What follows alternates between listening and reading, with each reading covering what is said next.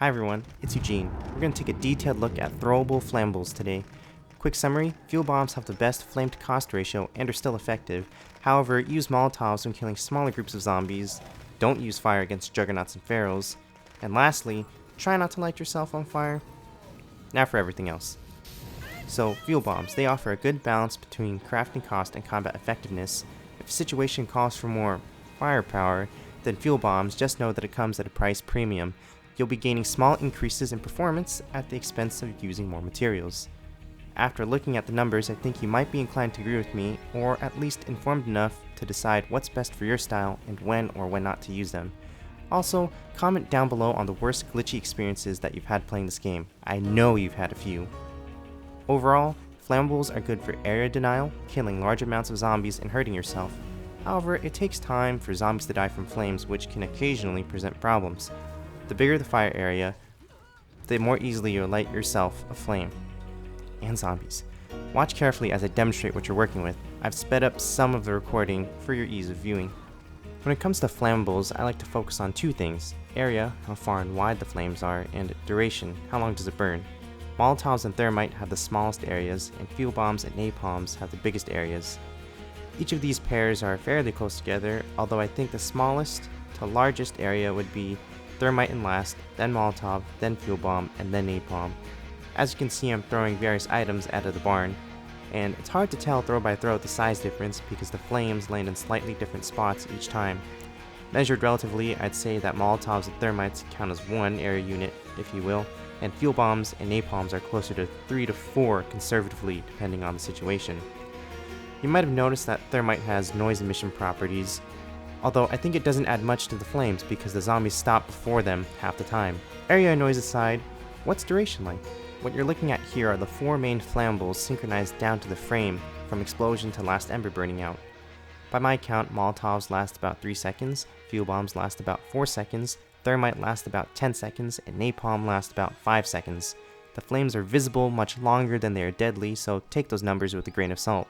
Feel free to rewind and watch this part again. You've seen the area of flammables outside, but the use case inside buildings is distinct. There doesn't seem like much variation with absolute area, but the way in which the flames propagate inside buildings is slightly different.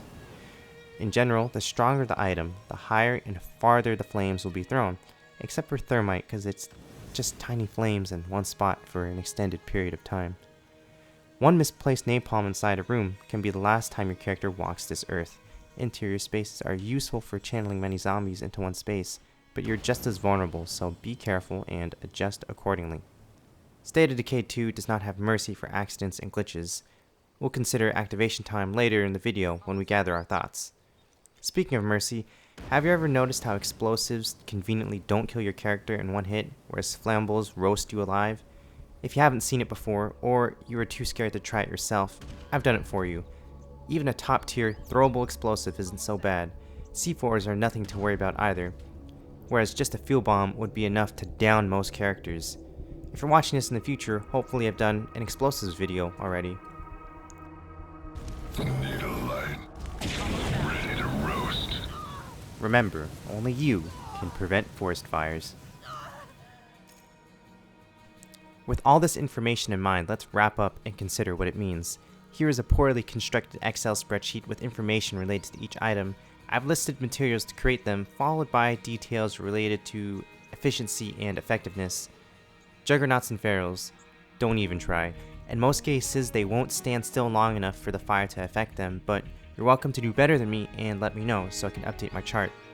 Screamers and bloaters are fair game, even one Molotov can do the trick. But interestingly enough, Molotovs and fuel bombs have very similar material costs. However, fuel bombs have chemical requirements. By adding a proportionate amount of chemicals to the fuel, you get an extra second worth of burn time and a 4-fold increase in burn area. Simply put, you gain your materials worth for what you get. To contrast, consider that per unit, napalm has 4 times the chemical cost as a fuel bomb. Not only that, but ammo as an additional resource cost. If you had a filling station, the chemical cost of napalm when compared to a fuel bomb would be 6 times more. However, it only gets a second longer and has a similar area to fuel bomb. Undeniably, napalm is the marginally superior flammable, but at a high price premium. It's better, but not 6 times the chemical cost better. Lastly, Thermite and Napalm have activation times after being thrown. It's about 2 seconds long. Fuel Bomb and Molotovs, however, are easier to use in difficult spots because fuel bombs activate right when they hit the ground. As the chart suggests, plague hearts take 6 Molotovs, or 4 fuel bombs, or 3 Thermite, or 3 Napalm.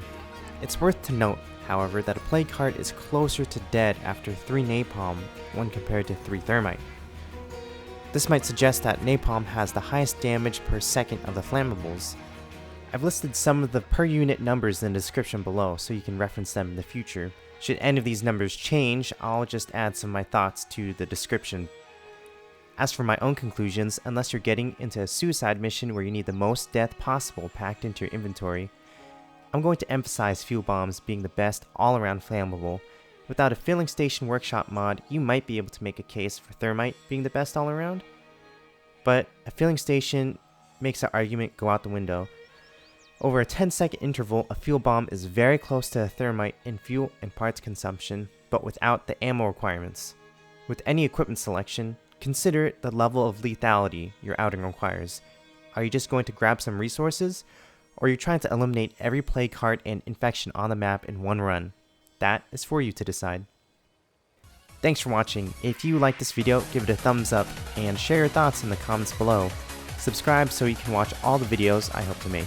If you disagreed with me, let me know why. Lastly, get inspired and be the best you. I'll see you next time.